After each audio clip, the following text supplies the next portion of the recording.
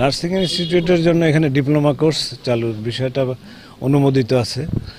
আসলে diploma course চালুর চেয়ে বিএসসি কোর্স যদি আমরা করতে পারি তাহলে আমাদের যে ছেলেমেয়ে তাদের জন্য ভালো হবে, ক্যারিয়ারের জন্য আর কি।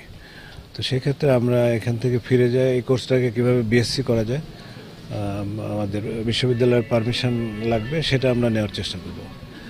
আর এই ভবনের দুটা কম্পোনেন্ট এখনও বাদ আছে, পানির সাপ্লাই আর একটা কম্পোনেন্ট বাদ আছে যেটা জরুরি আর কি।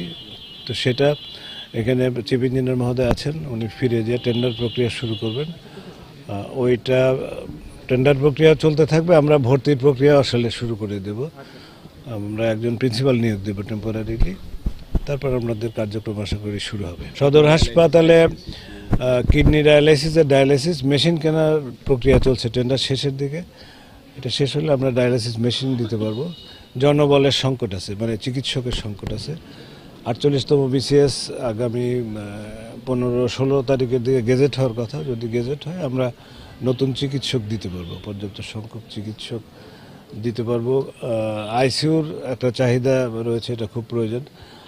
আমরা 4টা বেড দেওয়ার জন্য আজকে মোটামুটি একটা অ্যারেঞ্জমেন্ট হলো, আমরা হয়তো এই 4টা বেড ইমিডিয়েট দিতে পারবো। এবং সিএস মহোদয় তার টিমকে নিয়ে প্রস্তুত আছে, মেশিন ভেন্টিলেটর এগুলো দিলে ওনারা আইসিইউটা চালু করতে পারবে। তো নতুন এবং ফিরে আসা গ্রাহকদের জন্য নগদে চলছে ক্যাশব্যাক সহ প্রতিদিন হাজারো উপহার জেতার সুযোগ। হবে আশা আর ফেরা, সারপ্রাইজ সেরা।